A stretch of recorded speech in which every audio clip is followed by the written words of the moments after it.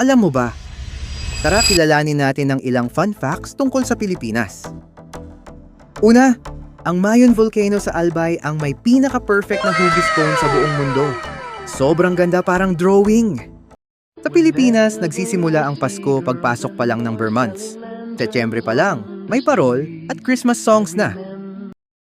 Jollibee is the #1 fast food chain in the Philippines na paborito ng mga batang Pinoy. Ang EDSA naman ang pinakamatraffic na daan sa Pilipinas. Halos kalahating milyong sasakyan ang bumabiyahe rito araw-araw. May isa tayo sa New Seven Wonders of Nature, ang Puerto Princesa Underground River sa Palawan. Sa ganda ng kalikasan, yaman ng kultura, at kwento ng kasaysayan, tunay ngang nakakabilib ang Pilipinas. Hanggang sa susunod nating fun facts, kabayan. Follow for more Kakwento Now.